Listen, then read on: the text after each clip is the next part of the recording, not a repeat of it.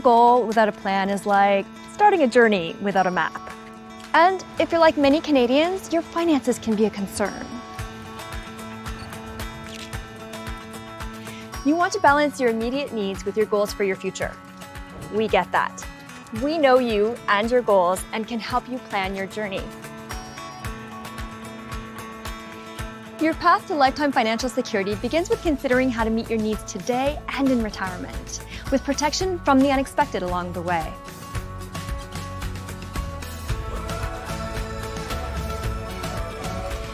Whatever your goals in life, we can help guide you so you can feel confident about what your future will bring.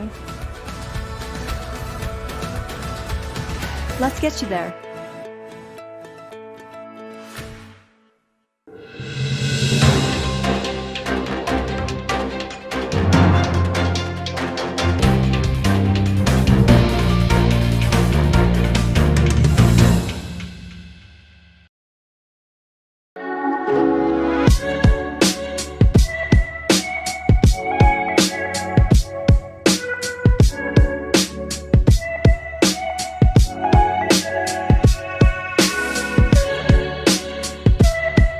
প্রিয় দর্শক, কানাডার বর্তমান high commissioner জনাব খলিল রহমানের সঙ্গে এক বিশেষ সাক্ষাৎকার অনুষ্ঠানে আপনাদের সকলকে স্বাগতম।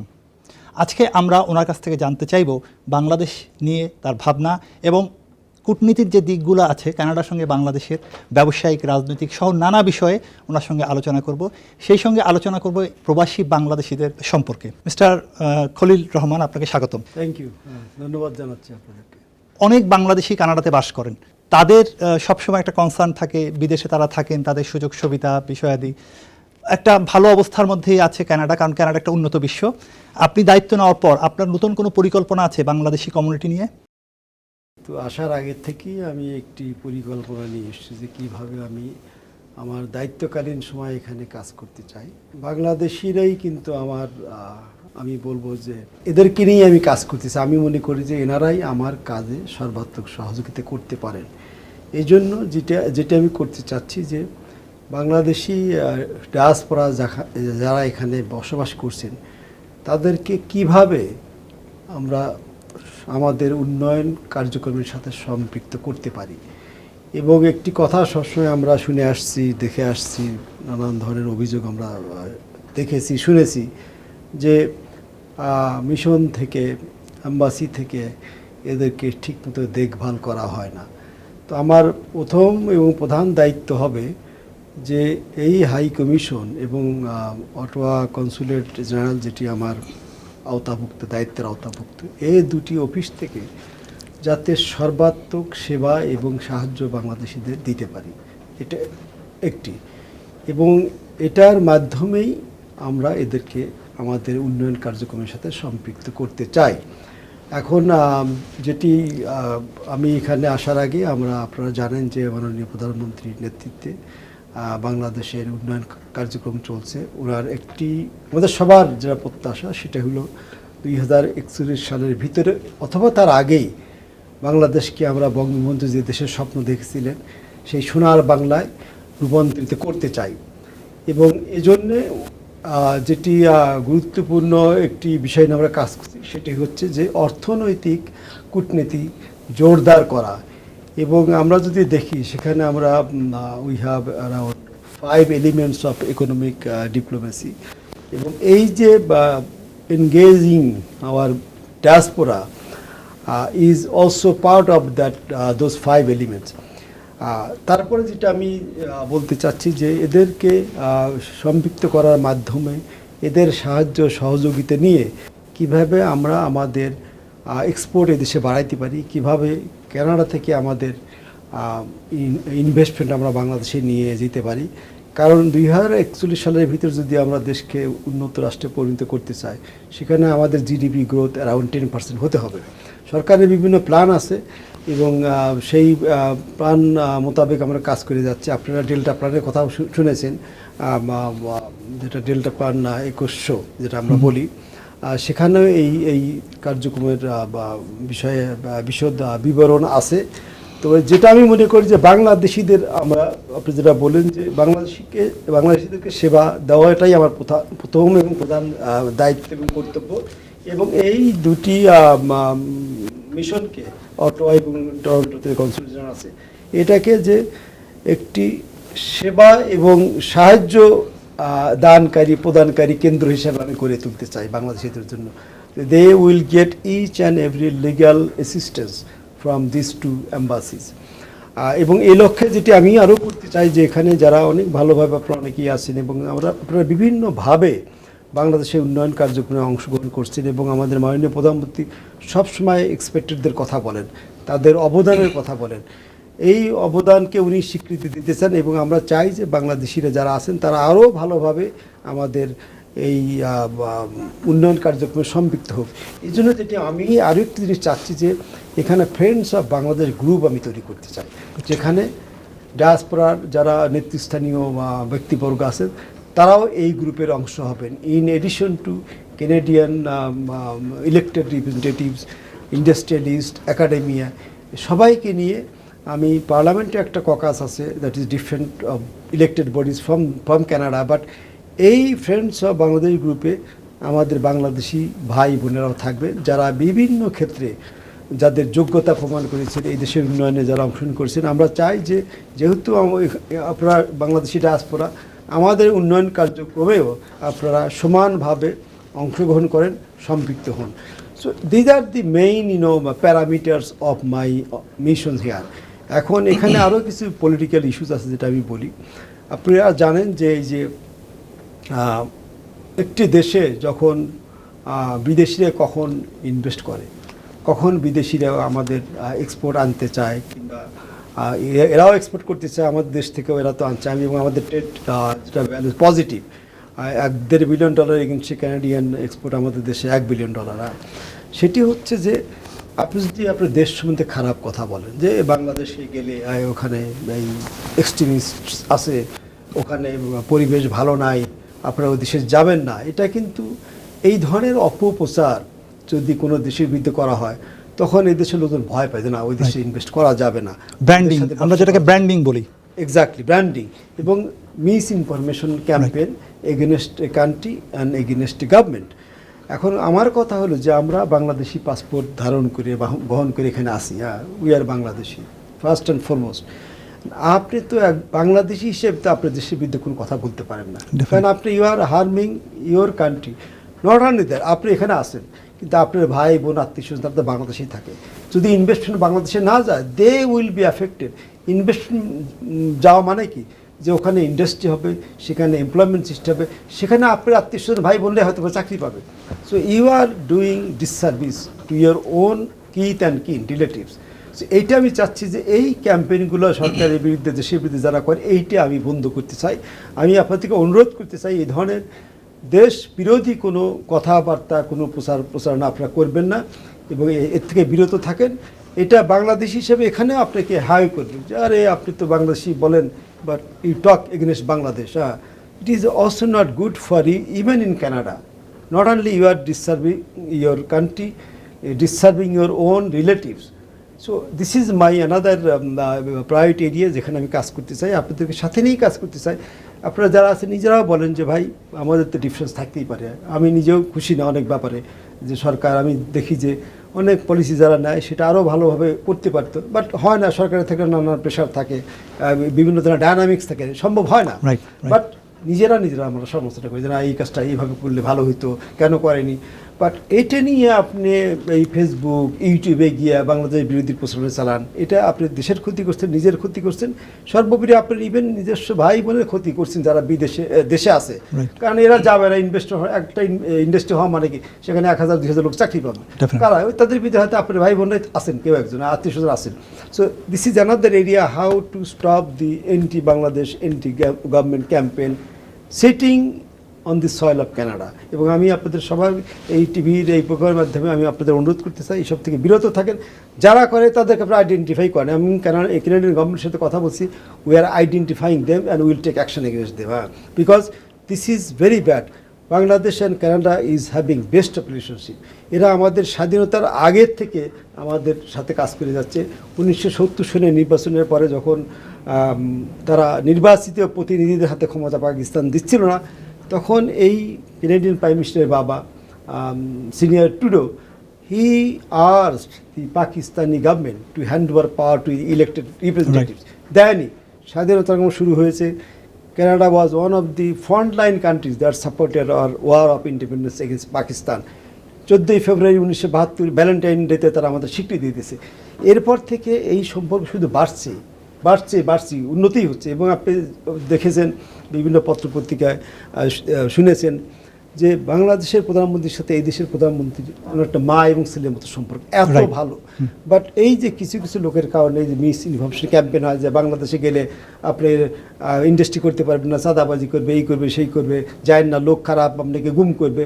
These are bad, these are so bad that you are working against your own motherland from where you have come, এবং আপনি এখনও সেই দেশের পাসপোর্ট বহন করছেন। So this is a disservice. This is another area I will be working. এবং আপনি মানে বাংলাদেশের ব্র্যান্ডিং নিয়ে আপনি কাজ করতে চান, পজিটিভ ব্র্যান্ডিং। এই যে প্রায়ই আমাকে বলে যে বাংলাদেশ থেকে টাকা পাচার করে এখানে চলে আসে, সেটা আপনারা কি একটা শব্দ বলে, লুটেরা। হ্যাঁ, একটু বলতে কেমন লাগে আর কি। আমি বলি যে টাকা পাচারকারী আর কি। যাই হোক, তো এ ব্যাপারে আমাদের সরকারের 3টা জিরো টলারেন্স। একটা হলো যে করাপশন, আরেকটি হলো যে ড্রাগস, আরেকটা হলো এক্সট্রিমিজম। এই যে কানাডা যেটা বললো যে আমাদের দেশে কোন স্প্রিন্টার, বাংলাদেশে there is no proof of operating of any extremist group. কালকে আই হ্যাভ ডিসাইডেড যে ভাই, if you say this thing, tell me, give us the name, we will go after them. Bangladesh does not believe in harboring any extremist group on our soil, and we will eliminate them. So this is the country that is known for secularism and zero tolerance to extremism. So these are the 3 areas. এখন যারা টাকা পাচার করে যারা আসে, definitely তারা ওই করাপশনের ওইটার ইয়েতে পড়ে। আমাদের কথা আপনারা অনেকেই বলেন যে এদেরকে আপনার no, government has taken actions against those টাকা পাচারকারী যাদের বিরুদ্ধে দুদক ইনভেস্টিগেশন করছে, কোর্টে রায় আসছে তাদের। কিন্তু গণহারে আপনি বলবেন যে ওই লোক টাকা নিয়ে আসছে, will not go after them. We will go after them against whom there is a court order, there is investigation, or we have been asked by Anti-Corruption Bureau, and we have spoken with the Canadian government. We have taken the issue with them and we are working with them.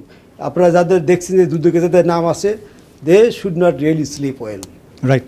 They should not sleep well. We will go after them, we will catch them, we will send them back to the country to face the trial. The another message I want to give, যে বাংলাদেশ থেকে যারা মনে করছেন যে Canada টাকা নিয়ে গেলে residency পাবেন, থাকতে পারবেন, এই দিন শেষ।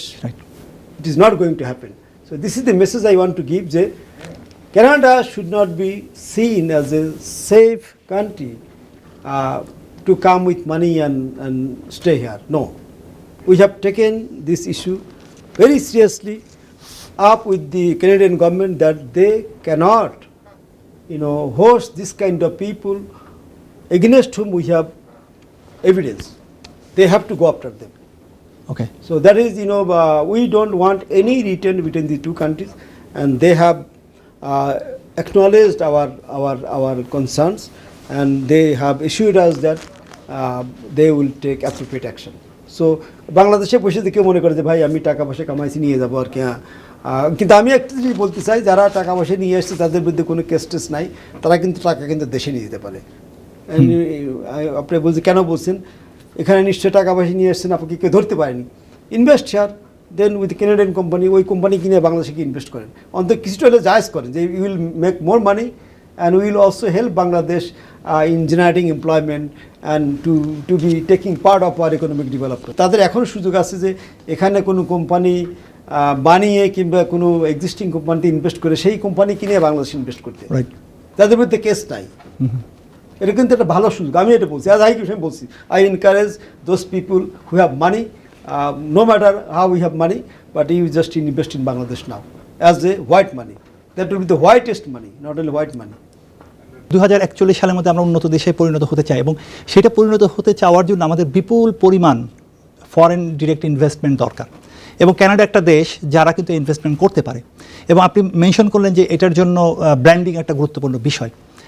আপনার কাছে কি আমরা জানতে পারি কোন কোন সেক্টরে আমাদের সুযোগ আছে কানাডিয়ান ইনভেস্টমেন্ট আমন্ত্রণ জানানোর?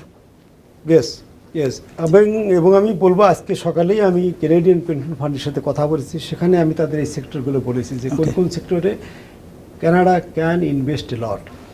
এই সেক্টরগুলোর ভিতরে আমি যেটি বলবো যে এদের আপনি জানেন যে অ্যাগ্রো প্রসেসিং এদের অনেক এক্সপার্টিজ আছে, so this is one area. তারপরে যেমন মেডিকেল ইকুইপমেন্ট একটি এরিয়া, আইটি একটি এরিয়া, তারপর আমরা এদের কাছ থেকে ক্যানোলা সিড নেই আমাদের অয়েল মিলের জন্য।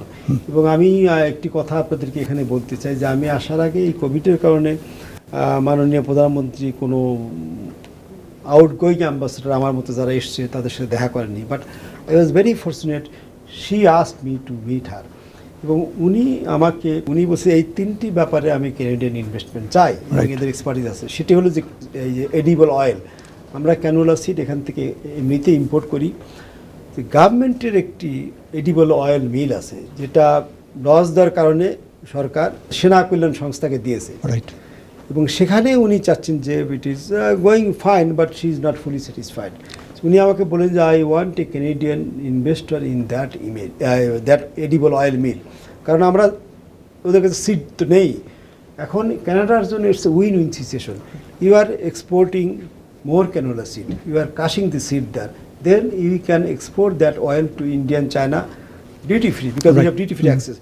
Also the another aspect of it is that যদি কোথায় export নাও করে, now we have a growing middle class consumer, double than Canada. Definitely.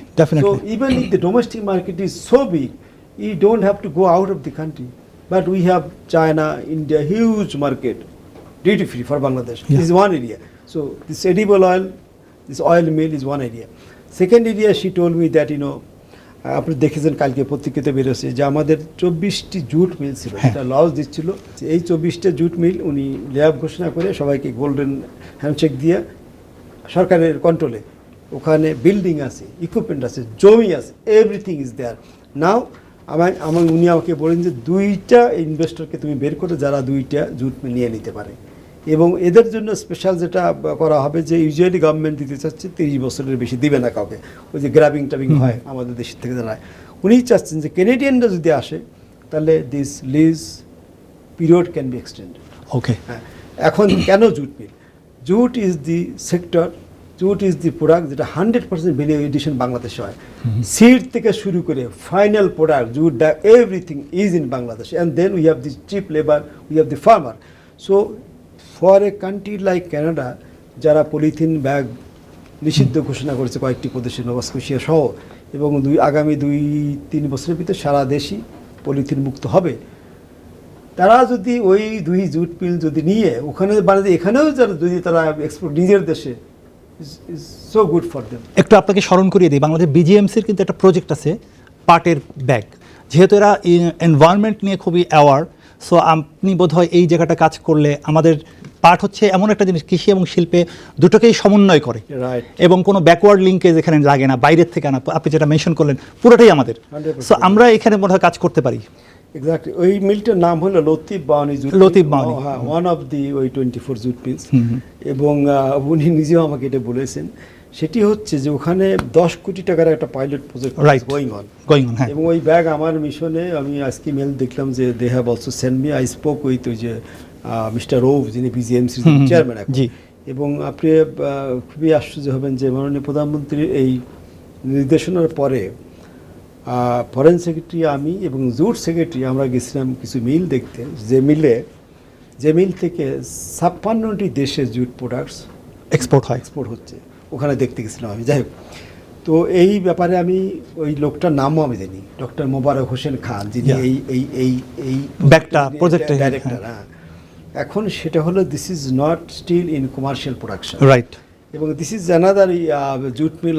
I spoke with the Canadian that this is ready-made thing. This is an innovation by a Bangladeshi scientist. So it's ready. এটা দেখতে একেবারে বর্তমান polythene ব্যাগের মতন exactly I know একদম এবং এটা পচনশীল এক্স্যাক্টলি পচনশীল এটা ছাই হয়ে যায় হ্যাঁ so this is another mill so this is another so in addition to those two meals, okay, this is one meal we are also highlighting that this is one jute mill where you can invest in a right way. Then the third area was আপনি জানেন যে আমাদের যে army এয়ারক্রাফটগুলো আছে অনেক civilian aircraft আছে যেগুলো maintenance repair and ওভারহোলিংয়ের জন্য কানাডায় আসে এদের অনেক বড় বড় ফ্যাক্টরি আছে ভ্যাঙ্কুভারে আসে তো আমি নিজেও জানতাম না মাননীয় প্রধানমন্ত্রী আমাকে বলেন যে উনি লালমনিরহাটে এয়ার সার্ভিস ইউনিভার্সিটি করছেন উনি চান যে সেই ইউনিভার্সিটির পাশে একটা এমআরও ফেসিলিটি একটা ক্যানাডিয়ান এয়ারক্রাফট কোম্পানি ওখানে করুক এবং ওখানে একটা বিশাল বিমানবন্দরের ইনফ্রাস্ট্রাকচার অবশ্যই আছে এখনই আছে exactly but that is the university so এই জায়গা উনি জায়গা দেওয়ার জন্য প্রস্তুত যে এদের এমআরও বা ফেসিলিটি যারা এখানে মন্ট্রিয়াল বেসড ইন্ডাস্ট্রিগুলো আমি যাব মন্ট্রিয়াল এই জন্য আমি আজকে ক্যানাডিয়ান পেট্রোল ফান্ডের যেটা অফিস ছিল মন্ট্রিয়াল ওদের সাথে কথা বললাম কিবেকের বেসিক্যালি তো উনি চাচ্ছেন যে এই এমআরও ফেসিলিটি যদি আমরা ওখানে করতে পারি you have the graduate from the university right and they can also invest in the university then আমাদের air force will be their partner যেমন ওই যে এডিবল অয়েল মিল ওখানে কিন্তু army partner right 100% safe guaranteed by prime minister herself so there is no risk যে চাঁদাবাজি করবে industry is ready আপনি ওই এডিবল অয়েল মিলে গিয়ে একটা নতুন প্ল্যান বসান and then you can export more and more canola seed from Canada, crush them and produce oil and domestic market is there, then export to India, China, duty free. So ওই জায়গা উনি চাচ্ছেন যে MRO facility একটা হোক যেটা হলে হবে কি ওদের কিছু ফেসিলিটি আছে সিঙ্গাপুর এবং থাইল্যান্ডে which is getting costed because of labour cost বাংলাদেশে abundant labor will have this manpower from the air service university then air force retired lokjon ase so there is no dearth of manpower cheap then not only our aircraft the aircraft from the whole region even from developed country can go for overhauling in that field. So these are the three areas Prime Minister herself told me that you should focus. Then let me go to another area that is leather, that is another area that is 100% value addition Bangladesh right এবং যেটা এখন যেটা হচ্ছে leather আর jute মিলে হচ্ছে কিন্তু জুতো হচ্ছে এবং দুইটাই 100% ভ্যালু এডিশন বাংলাদেশে হচ্ছে so no investor can have this kind of opportunity anywhere then we have the incentives for foreign direct investment reduce income tax reduce duty then 100% repatriation of your capital dividend profit and we have special package for them easy immigration even you can ask for a permanent residency so everything we are ready to give them and more importantly in order to facilitate this investment we have now sent a draft that was lying with us for many years but when I was announced to be coming here as High Commissioner I myself went to the Industry Ministry and found that old document called FIFA Foreign Investment Protection Agreement with Canada. Canada অনেকদিন 2013-তে submit করছে আমাদের লোকজন গদিমুশি করছে কি হয়েছে জানি না এখন বলে যে না এটা তো ওল্ড একটা document we should negotiate a new document because many things have happened so we have told them that please send us A revised draft based on the emerging situation based on new needs and requirement we as soon as we get that draft from them we will be also finalizing and signing that FIFA and that will also encourage Canadian investors to go to Bangladesh. So this is another thing. Then every day until COVID came, we have still this foreign office consultation. যে কিভাবে ব্যবসা বাণিজ্য সম্পর্ক উন্নয়ন করা যায় এখন সেখানে একটি জিনিস আমরা again it comes to trade and investment যে ওরা চাচ্ছে যে আমরা গভর্নমেন্টে কথা বলি লাভ নাই লেট বিজনেস স্টক রাইট এই জন্য এটাও ক্যানাডিয়ানদের proposal but they are now lagging behind সেটা হলো যে ওরা বলছে 4 জন করে বিজনেসম্যান দুই দেশ থেকে 4 জন 8 জন থাকবে it's call blue ribbon panel this panel will meet among themselves 8 জন তারা দেখবে যে আমাদের এই বিজনেস সম্প্রসারণ করার জন্য বিনিয়োগ বাড়ানোর জন্য কি কি বাধা দুই দেশের ভিতরে আছে they will recommend to this foreign office consultative group তারা তখন এগুলো দেখবে, দেখে accordingly they will take action. So আমাদের চারজনের নাম আমরা অলরেডি ক্যান্ডিডেট দিয়ে দিয়েছি, এবং ওরা ওই চারজনের নাম দিলে then they will start talking, এবং নেক্সট যেটা foreign office consultation will be held in person in Ottawa, foreign secretary, commerce secretary will come. So this is another thing we are doing to facilitate trade and investment. আপনাকে in terms of investment আরেকটি সেক্টরের কথা বলছি, IT sector. আমাদের এখন $1 billion আমরা expect করছি আগামী 2025 সালের ভিতরে। আমাদের টার্গেট 5 বিলিয়ন, এবং আমাদের 28 আইটি পার্কস গভর্নমেন্ট বানিয়েছে, 4 আর already working, and we have offered free space for Canadian IT companies to make subsidiary offices there. We have huge number of young IT experts, again at a cheaper price, and they can develop the service package there, and they can export, they can bring it here, they can export to other countries. So this is another area that we are promoting hugely. And infrastructure, Canadian Pension Fund ওদের হলো $260 billion ওদের capital. Infrastructure ওরা করতে চায়। আপনি জানেন যে আমাদের অনেক বড় বড় প্রজেক্ট এখন হচ্ছে, দুইটি ডিপ সি পোর্ট হচ্ছে, তারপর হলো আমাদের যে মেট্রো, আমাদের সেকেন্ড পদ্মা ব্রিজ হবে, এইগুলোতে আমরা, এবং ওনারা অ্যাগ্রি করছেন, ওনারা ডিপি ওয়ার্ল্ড নামে একটা ফার্ম আছে দুবাই বেসড, তাদের মাধ্যমে তারা বাংলাদেশে ইনভেস্টমেন্ট করছে, এবং আজকে তারা বলেছে তারা তাদের মাধ্যমে তাদের ইনভেস্টমেন্ট আরও বাংলাদেশে infrastructure related project বাড়াবে। So we are trying from all fronts to increase the volume of Canadian investment in Bangladesh. আমি আরও সেক্টরের নাম বলতে পারি, but I am focusing on sectors that shows more prospect, that shows more kind of beneficial for both the countries. আমরা তো জানি যে মার্চ মাস থেকে চালু হওয়ার কথা ঢাকা এবং আপনাদের যে প্ল্যান, বিমানের যে প্ল্যান, যে এখান থেকে নিয়ন্ত্রণ করা হবে পুরো নর্থ আমেরিকা ইনক্লুডিং ইউএসএ, এইখান থেকে কিন্তু আমরা বাংলাদেশ বিমান একটা লাভজনক ব্যবসা করতে পারি। Am I right? In fact for your information, Biman নিয়ে আমরা অনেক নেগেটিভ কথাবার্তা শুনেছি, দেখেছি। ট্রু, বিমান ওয়াজ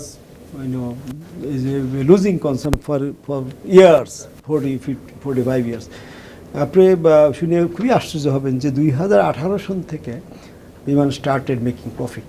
ওকে, আনফর্চুনেটলি কোভিড এসে এই জিনিসটা থামিয়ে দিয়েছে, বাট ইনশাল্লাহ এটা আবার হবে। এবং যিনি বিমানের সেক্রেটারি ছিলেন আমারই ব্যাচমেট বন্ধুরা, উনি রিটায়ার করছেন, উনি আমাকে বলেন যে বিমান যাবে। আমি বললাম যে স্যার, ওই ফ্রিডম রাইটস ওরা এখনও দেয়নি, মানে আপনি ইউরোপে কোথাও থেমে তারপর আসবেন। বলে no, we have this dreamliner, ওই একসাথেই 14-15-16 ঘন্টা ট্রাভেল করতে পারে টরন্টো। এবং যেটা আপনি বললেন যে দুইটা অ্যাসপেক্ট আছে, একটা হলো যে profit. Yes, initially may not profit, but আপনি যেটি বললেন শেষে, যে এইটা অনেকেই জানেন না যে এটা we have a kind of not kind, it is agreed. Air কানাডার সাথে চুক্তি হয়েছে, হ্যাঁ, এয়ার কানাডার সাথে আমাদের এগ্রিমেন্ট হয়ে গেছে, আন্ডারস্ট্যান্ডিং হয়ে গেছে। সেটি হলো যে ও বললো যে না, টরন্টোতে কয়জন, কানাডাতে কয়জন হবে। Now the people going to USA from Bangladesh, they will be also coming through Toronto, because Toronto and US destination will be carried out by Air Canada. Yeah. So it will be, we are expecting to get lot of passengers, not only for Canada, also for the USA, coming via Toronto. Biman will stop here and will go back thrice a week. But এটার সাথে যেটা মাননীয় প্রধানমন্ত্রী যেটা বললেন যে economic আসপেক্টটা আছেই, কিন্তু এটা পলিটিক্যাল আসপেক্ট আছে। কেন একটি দেশের সাথে ট্রেড কখন বাড়ে? যখন there is a people to people contact, mobility. এই যে আপনি যদি খোলা থাকতো, যে যতই ধরনের মিস ইনফরমেশন হোক, অনেকেই জানে যে বাংলাদেশে যে প্রফিটেবল ইনভেস্টমেন্ট ডেস্টিনেশন, যেহেতু কিন্তু বিমানে যায় ঘুরে আসে কী হয় দেখে, কিন্তু এখন এটা করতে পারছে না। So that will open the gate for increased trade and investment, এই people to people contact, mobility, and more importantly আমাদের যারা ভাইরা অনেকেই আছেন এখানে যারা ব্যবসা করছেন যে বাংলাদেশ থেকে ফ্রোজেন প্রোডাক্ট, ইট ইস another area, frozen products, vegetables যে বাংলাদেশ থেকে আসছে। এখন আমি যেটা শুনি, যায়নি এখনও, যে mostly they are coming from India এবং মিয়ানমার। রাইট। বাট বিমান যখন চালু হবে, প্যাসেঞ্জার প্লেনের একটা লিমিটেশন আছে, 18% or 20% বেশি কার্গো আপনি আনতে পারবেন না। But I had a talk with বিমান এমডি 2 weeks ago. কার্গো প্লেনের ব্যাপারে Exactly. 7 days cargo plane Cargo can plane. come. যদি আমাদের বিজনেসম্যানরা যদি সবাই মিলে একসাথে হয়ে যায় না আমরা ওই প্লেন ভর্তি করে সবাই আনবো, টরন্টো আসলো, এখান থেকে নিয়ে গেলো অন্য শহরে, that is also going to happen. So will be also increasing our volume of trade directly from Bangladesh. আমরা আমের কথা বলেছি যে আম আপনারা ইন্ডিয়ান আম খান, পাকিস্তানি আম খান, এবং এখানে আমি অনেকের সাথে যারা আম সরাসরি বাগান থেকে যারা পাঠাতে পারে তাদের সাথে আমি কানেক্ট করে দিচ্ছি. I am exchanging these contacts between our importers here and exporters there. Both and আমি এদের লাগাই দিচ্ছি. আমার কাজ কানেক্টিং পিপল. ক্যানাডিয়ান মার্কেট কিন্তু কোয়ালিটি প্রোডাক্ট পছন্দ করে। এক্স্যাক্টলি. সো আমরা এখানে ক্যানাডিয়ান মেইন স্ট্রিম মার্কেট, এখানে তো আমরা এগুলোকে প্রোভাইড করতে পারি। Exactly. That's why the Biman is so important this starting this route. এবং আপনি জানেন যে ওই কোয়ালিটি ছাড়াও যেটা টেস্ট আলাদা. টেস্ট আলাদা। দেশের একটা সবজি খান না, আমি তো দেশের বাইরে ছিলাম অনেক বছর, আমি তো I enjoyed my time in Dhaka. আপনারা হয়তো ঢাকায় লোক কি এনজয় করে, হ্যাঁ, but I enjoyed this vegetable specially in winter season. Right. So tasty. হ্যাঁ, তো this is another thing that এটা মাননীয়, আমি যখন বললাম আমরা রাখো তো, we have big plan, we have dream liner, সরাসরি যাবে, লস হোক কিছুদিন, but these are the things. So we have to look at the issue that national flag carrier is coming to Canada. Yes. It is our pride. Direct flight যেটা বলছেন, এটা কি একেবারে সরাসরি ঢাকা থেকে টরন্টো নামবে না সরাসরি। মাঝে কোনো রিফুয়েলিং আছে? No. টাইম কত লাগবে? টাইম আমার মনে 13 ঘন্টা বললো, 13-14 ঘন্টা. 13 ঘন্টা। আরেকটা বিষয় যেটা ধরেন যে মানুষ যখন ট্রাভেল করবে, কার্গো ফ্লাইটে রিফুয়েলিং হবে, ওগুলো তো একজন মানুষ যখন ট্রাভেল করবে তখন তার কাছে কিন্তু প্রাইসটা, ফেয়ারটা কিন্তু ইম্পর্টেন্ট। আমরা কি কম্পিটিটিভ ফেয়ারের মধ্যে থাকতে পারবো? ইউজুয়ালি বিমান fair is definitely competitive, number one. এখন আপনি বলতে পারেন সার্ভিসের ব্যাপারটা, আমাকে একদিন সেদিন বলতেছিল যে সিলেট লন্ডন ফ্লাইটের সার্ভিস খুব বেটার অন্যদের ফ্লাইটের তুলনায়, হুইচ ইজ ট্রু. অ্যান্ড আমি যদি সেটা যদি বেটার হয়, this flight service should be best, better than the Sylhet. And definitely we can look at this issue, because এখানে যারা আসবেন তারা তো ওই কানাডা আমেরিকাতেই থাকে. So definitely service should be improved, that we can take care of this thing. And fair তো definitely আপনি যদি বেশি প্রাইস হয় তেমনিতে তো লোকজন আসবে না, কেন আসবে? So price should be competitive as well. আমি তিনটা জিনিসকে দেখি, একটা হচ্ছে ফেয়ার, একটা কম সময়, তৃতীয় হচ্ছে বাংলাদেশ বিমান। আমি আমার প্লেনে করে যাবো আসবো, এই এটস এ কম্পিউটার আপনি পাবেন না তো. হ্যাঁ, আপনি ওই যে এয়ার হোস্টেসদের সাথে বাংলায় কথা বলতে পারবেন না. This is the feeling, that is the patriotism. That's why I say that how we can talk against a country. Don't do it please. হ্যাঁ, I am here, this is my commitment. I will identify those people who are talking against the country. I think this is my, this is not the duty I have been given by the government. This I feel from my inside. So if you talk against a person, against a government, that goes against your country. So please don't do it. আপনি যদি বাংলাদেশের সম্বন্ধে, সরকার সম্বন্ধে, কারোর সম্বন্ধে কিছু বলতেছেন, যান ঢাকায় গিয়ে কথা বলেন, ঢাকায় গিয়ে আপনি বলেন, যা ইচ্ছে বলেন, কোনো অসুবিধা নেই. You just do it there, but not on the soil of a foreign country. That is my request to all of you. একজন কূটনীতিক হিসেবে আপনি জানেন যে বাংলাদেশের রোহিঙ্গার সমস্যাটা একটা কিন্তু শুধু বাংলাদেশের সমস্যা না, এটা বিশ্ব পার্সপেক্টিভে একটা কিন্তু সমস্যা। এবং আমরা প্রথমেই গত 2 বছর আগে যখন স্রোতের মতো রোহিঙ্গারা বাংলাদেশে আসে, তখন দেখেছি যে কানাডা গভর্নমেন্ট কিন্তু আমাদের পাশে দাঁড়িয়েছিল এবং এখান থেকে তারা প্রতিনিধিও গিয়েছিল। এই যে কানাডা আমাদের প্রতি যে সহানুভূতিশীল ছিল রোহিঙ্গাদের ফিরিয়ে নেওয়ার জন্য, আমরা কি এই সম্পর্কটাকে কাজে লাগাতে পারি? Now we are, as I have said, that we have been working with Canada on a number of issues, including Rohingya. এই যে আপনি যে climate change day, we are working so closely with them. আমরা এখন বাংলাদেশ তো ওই যে আপনার adaptation forum chair. Anyway, coming back to Rohingya, yes, Rohingya basically Canada 4টে ফ্রন্টে কাজ করে এই রোহিঙ্গা ক্রাইসিসে। তার একটি হলো যে সাহায্য দিচ্ছে, এবং তারা এটা দিয়ে যাচ্ছে, এটা কম হোক বেশি হোক তারা দিয়ে যাচ্ছে. We appreciate that that Canada is supporting the Rohingyas stationed in Bangladesh. But আমাদের what is our objective? Our objective is to send them back as quickly as possible. Right. If possible, yesterday. That is the area, this is one thing I'm trying to tell the MPs and senators, that look, Everybody is saying that we are with you, we are supporting these things. Okay, fine, we acknowledge that, but this is not the real support. The real support is you must compel the Myanmar government to secure this environment in Rakhine state so that the Rohingyas can go back. How Yeah. long you can support Rohingyas? Bangladesh will not host them forever. So you focus on the other objectives, that is bring the perpetrators of the crime to justice, this accountability aspect. আপনি জানেন যে Gambia একটা case করেছে ICJ, Yes, Gambia. এখানে এই কেসের এখন পর্যন্ত খরচ হয়েছে হলো $6 মিলিয়ন, হ্যাঁ, $6+ মিলিয়ন। এখন আমরা কিছু টাকা দিই, গাম্বিয়াকে সাপোর্ট দিই, আমাদের ওআইসি মেম্বারগুলো কিছু টাকা দিচ্ছে, but this is even not 1/3 of the money that is already outstanding. So now we are telling Canada that by supporting that case, you can compel the Myanmar regime, Myanmar government to take back the Rohingyas. Then you don't have to spend money to support these Rohingyas in Bangladesh. And that is the final solution to the crisis. So this is one aspect I am now working, যেটা আপনারাও জানেন না, even এমপিরাও জানেন না।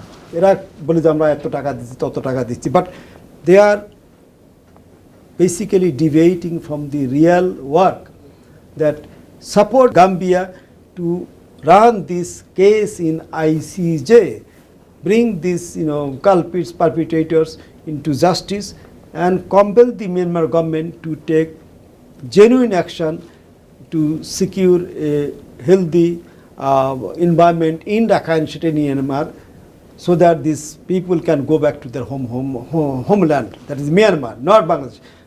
Bangladesh is not their homeland. They have to go back. This is a temporary shelter.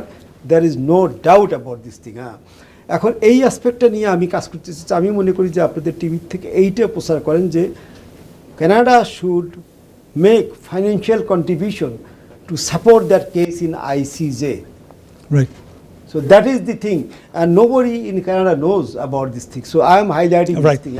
And another thing I am going to do, that I am going to undertake a study, and Canadian government should support it. Some of the MPs and senators told me that they will support it. যে বাংলাদেশের ক্ষতি কতটা হচ্ছে, কোন কোন ক্ষেত্রে, এই যে আপনাকে ডেভেলপড কান্ট্রি কি বলে যে এনভায়রনমেন্ট বাঁচাইতে হবে, এই করতে হবে, সেই করতে হবে, আপনি টেকনাফে পাহাড় কেটে গাছ কেটে সমান হয়ে গেছে। ক্যাম্প বানাচ্ছেন। Where are you? Talk about the environmental protection. They are not talking.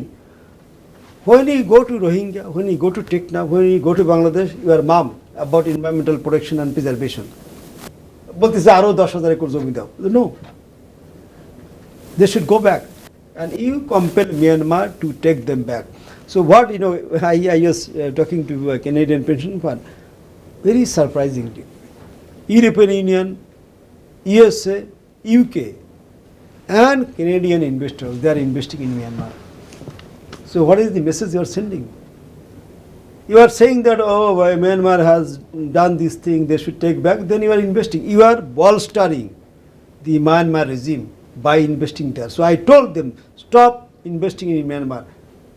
Rather you just go for sanctions against Myanmar, so that they are compelled, they are obliged to take back the Rohingyas. So these are the things, nobody, I think most people in Canada, they don't know. These are Bangladesh, they support Bangladesh, but yes, they are supporting the Rohingyas to sustain them in Bangladesh, but that is not a solution. This is a temporary shelter, they have to go back.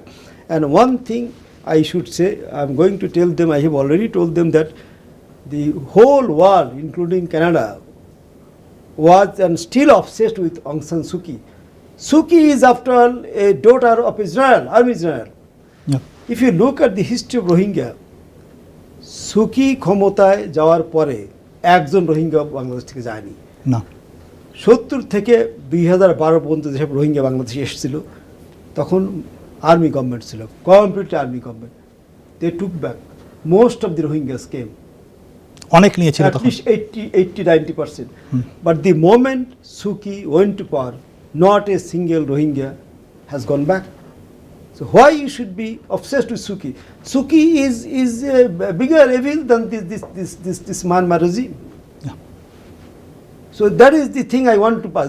Look, now you compel the Myanmar regime, the army, who they think that ousted Suki, which is true. We want definitely a democratic regime that is responsive, that is sensitive to the rights of the Rohingyas. Suki was never sensitive to the rights of the Rohingyas. Suki is the culprit who defended the persecution in the ICJ. She defended the case. So how Suki can be a better person than the army for the resolution of the crisis? So I told them, just please do away with Suki. It compelled the Myanmar army government to take back the refugees. So these will be my priorities in terms of solution of the Rohingya crisis. আপনি কতখানি confident এই ব্যাপারে? I am very confident. I have always been a confident person. I told you, I'll identify the people who are, doing this misinformation of the country. I will identify, and not only them, those who are supporting them, I'll identify, and I'll try to bring them into justice. Even we have spoken with the Canadian government. Look, we have excellent relationship. Because of these people, our relations, are not going better. So please stop them. I'm very confident about the Rohingya issue. Okay, next আরেকটা question আমরা যাই, যে আমরা জানি যে বঙ্গবন্ধুর খুনি, সাজাপ্রাপ্ত খুনি নূর চৌধুরী এখানে আছেন। তাকে ফিরিয়ে নেওয়ার ব্যাপারে গভর্নমেন্ট, বাংলাদেশ সরকার থেকে অনেকবার চেষ্টা করা হয়েছে। এই ব্যাপারে কোনো উদ্যোগ আছে? বঙ্গবন্ধু, আমি যে আজকে আসি, যে টাই পরে আসি, স্যুট পরে আপনার সাথে সাক্ষাৎকার দিচ্ছে, as high commissioner, I would not have thought of it. Yeah. Unless and until this Bangladesh was born. And who led this birth of Bangladesh? This is Bangabandhu Sheikh Mujibur Rahman. Bangladesh আমাদের, আমরা যেটা বলি, হাজার বছরের শ্রেষ্ঠ বাঙালি, তার নেতৃত্বে এই স্বাধীনতা যুদ্ধ হয়েছে, আমরা দেশ স্বাধীন করেছি। এবং খুবই দুঃখজনক ব্যাপার যে ওনার খুনিকে এই দেশটি, কানাডার মতো, সে কিন্তু মেইন খুনি, আপনি জানেন বোধহয়, he is the guy who open the fire. তো সেই মেইন খুনি এখানে এই দেশে আছে। এবং আমি যেটা বলবো, যে আমি আজকে হাই কমিশনার, এই মাথার উপরে অনেক জায়গা আছে হাই কমিশনের ছবি থাকে, আমি হ্যাপি দ্যাট ওই ছবিটা এখানে নাই। এখানে যখন সে 2000 সনে আসে, তাকে কিন্তু 2007-এ ক্যানাডিয়ান গভর্নমেন্ট কিন্তু was adamant to deport him. Okay, And they contacted this High Commission to issue we call travel permit to take him back. কেন করেনি বলেন তো? Because the guy who was sitting on the chair, he was the adopted son of Khuni Mustaq. He was the High Commissioner here. Because he was part of this killing, and he was friend of the guy who was here, so he did not take any action. And then the যেটা তখন তো রায়ও হয়নি, and this justice was stopped because of this Jamaat BNP government 2001 থেকে 6 পর্যন্ত। পরে তো 2011-9 Awami League government আসার পরে আবার এটা হলো, 2011-তে রায় হলো, ফাইনাল রায়। তখন তো ডেথ সেন্টেন্স ছিল না। নাও দি রায়, this verdict has come, and কানাডার একটা ব্যাপার আছে যে দেশে মৃত্যুদণ্ড আছে, সে দেশে কোনো কাউকে ফেরত পাঠানো হবে না। এখন it's a legal tangle. But let me tell you one thing, Bangladesh government is very confident and hopeful that this killer will be sent back to Bangladesh to face the verdict, right, not the justice. Justice was done following each and every procedure of the judicial procedure. So he has to face the verdict. এখন অনেকে বলে কি Canadian rights of charter and freedom or Canadian charter of rights and freedom এর আওতায় পাঠানো যাবে না। কিন্তু ওখানে একটি জিনিস আছে, আপনি যদি পড়েন, সেখানে আছে যে except under exceptional circumstances. This is the killing that falls under exceptional circumstances. He not only killed Bangabandhu, সে হলো সন্তান সম্ভবা মেয়েদের খুন করেছে, 10 বছরের শিশুকে খুন করেছে, বয়োবৃদ্ধ মহিলাকে খুন করেছে, বয়োবৃদ্ধ লোককে খুন করেছে। এর চেয়ে ইতিহাসের জঘন্যতম হত্যাকাণ্ডের মূল হোতা দিস খুনি Nur Chowdhury. So this is the ground he will be send back to Bangladesh. এবং আমি মনে করি যে আজকে যারা এই যে বাংলাদেশের বিরুদ্ধে যা মিস ইনফরমেশন ক্যাম্পেইনের সাথে জড়িত, যারা ভিডিও নিয়ে ফেসবুকে নিয়ে ইউটিউবে যারা কথা বলে, দে আর basically with him, they are the people who are giving him moral and material support. I believe these people are together. I mean, definitely these people are working together and hiding, I don't know where they are, secretly. So this is the same group. So আমি মনে করি এবং আমার সরকারও মনে করে যে under that exceptional circumstances clause, this guy will be taken back to the country and to just ensure that he faces the verdict. Canada is known for what? Canada is known as the main proponent for global peace and security, for rule of law, and promotion and protection of human rights. So this guy is the flagrant violator of human rights. How a country that affords human rights and its promotion and protection, how this country can host this flagrant violator of human rights? This does not go with Canada. Now I am very blunt. I have not come here, to be just, to mince my words. I made it very clear that, this guy should be sent back, and Canada is not supposed to host a killer like him, because then your this position, principle of human rights is questionable. And I will make it public. If I get the opportunity to go to the parliament, I will say this in front of the speaker, in front of the prime minister. Your theory and practice is different. Okay, his excellency high commissioner, আরেকটা প্রশ্ন, সেটা হচ্ছে আমরা জানি যে টরন্টোতেই সবচেয়ে বেশি বাংলাদেশিরা বাস করে এবং টরন্টোতে আপনারা একটা অফিস খুলেছেন, কিন্তু এখনও দেখা যাচ্ছে যে পাসপোর্ট রিনিউ করতে এখানে আসতে হয়, অন্যান্য অনেক কাজ করতে এখানে আসতে হয়। এরকম কোনো উদ্যোগ আছে কি যে এখানে আসতে হবে না টরন্টোতে যারা বাস করে তাদের? টরন্টোতে আপনি বলছেন যে অটোতে আসতে হবে না? অটোতে আসতে হবে না, আসতে হবে না। ওকে, আসতে হবে না। আপনি জানেন যে আমাদের এখন ভিসা, পাসপোর্ট চালু হয়েছে, এর জন্য আমরা নতুন মেশিনও বসাচ্ছি। এখন ওই এমআরপি মেশিন যেগুলো আমরা আর বসাচ্ছি না, যেহেতু আমরা পাসপোর্টে চলে গেছি। যে এরা ভিসা দিচ্ছে না, এই জিনিসপত্র নিয়ে আসে ট্রেনিং দিতে হবে স্টাফদের। ওই যে এগুলো ওরা নন এসেনশিয়াল ট্রাভেল হিসাবে গণ্য করছে। So as soon as COVID goes, they will come. Okay. They will set the equipment, train the officials, and it should be fine. আরেকটা আমরা দেখেছি যে ধরেন এই যে পেমেন্টের ক্ষেত্রে আমরা জানি যে টরন্টোতে আমরা অনলাইনে ডেবিট কার্ড, ক্রেডিট কার্ড দিয়ে পেমেন্ট করতে পারি, কিন্তু এখানে আমরা দেখছি সেই অপশনটা নাই। এখানে মানুষ তো অভ্যস্ত হচ্ছে, আরও বেশি আধুনিক হচ্ছে, এই অপশনটা কি আমাদের ওয়েবসাইটে করা যায়? এটা করা যাবে এবং যাওয়া উচিত, এবং আমি আসার পরে দেখেছি আপনি যেটা ওরা অনেক টাকা পয়সা দিয়ে এটা করেছে। আমি জানি না, আমি এখনও ওটা জানার চেষ্টা করিনি। এই জন্য আমি এখানে আসার আগে one of the divisions I use to head was ICT, এবং সেখান থেকে আপনি যদি আমাদের ওয়েবসাইটগুলো দেখেন যে বিভিন্ন মিশনের ওয়েবসাইট বিভিন্ন রকম, অথচ যদি আপনি ইন্ডিয়া, পাকিস্তান, কানাডায় দেখেন একটা স্ট্রাকচার আছে, the basic structure they follow, right, যেটা আমাদের দেশে নাই। এটা আমি ওখান থেকে উদ্যোগটা নিয়েছিলাম। আইডেন্টিক্যাল ওয়েবসাইট, একটা পর্যায় পর্যন্ত একই জিনিস থাকবে, এরপরে কাস্টমাইজড হবে যে আমার মিশনের প্রয়োজন অনুযায়ী কীভাবে, অথবা যারা ডায়াসপোরা আছে তাদের প্রয়োজন অনুযায়ী কতটুকু কাস্টমাইজ আমরা করতে পারি। এইটার জন্য একটা আইডেন্টিক্যাল ওয়েবসাইট আমি অলরেডি বানিয়ে দিয়ে এসেছি। এটার ট্রেনিংও ডিসেম্বর মাসে শুরু হওয়ার কথা ছিল সবারকে নিয়ে। তো এটার জন্য এই কাজটা আমি করছি না। ওইটা যখন হয়ে যাবে ওই ওয়েবসাইটের আন্ডারে এইগুলো করা হবে। আমি একটা মানে টাকা পয়সা পরিসংখ্যান দিই। আমরা এ পর্যন্ত 30 লাখ টাকা আমাদের 77টি মিশনে খরচ করি, এই ওয়েবসাইট 30 লাখ টাকা। এবং এখন আমি যখন এটা উদ্যোগটা নিয়েছিলাম তখন দেখলাম যে আরেকটা বাংলাদেশে ওরাকল, একটা অফিসে ওরাকল করে দিলে আমাদের 10 লাখ টাকা লাগে, এবং ওটা সেন্ট্রালি ম্যানেজড হবে ঢাকা থেকে। এখানে কোনো লোকাল কোম্পানির সাথে, টরন্টোতে তাই করেছে। তো তখন ঢাকার থেকে এইটা কন্ট্রোল হবে 10 লাখ টাকা, তার মানে এই can save 20 lakh. But now government has decided এই লাস্ট মান্থ জানুয়ারিতে দ্যাট গভর্নমেন্টের একটা, আপনি জানেন না, বাংলাদেশে গুগল, অ্যামাজনের মতো একটা ক্লাউড আর কি, হ্যাঁ ক্লাউড, এক্স্যাক্ট ক্লাউড, হ্যাঁ একটা ক্লাউড, গভর্নমেন্ট একটা cloud, 4-tier cloud, 4-tier cloud, yeah, is owned by government.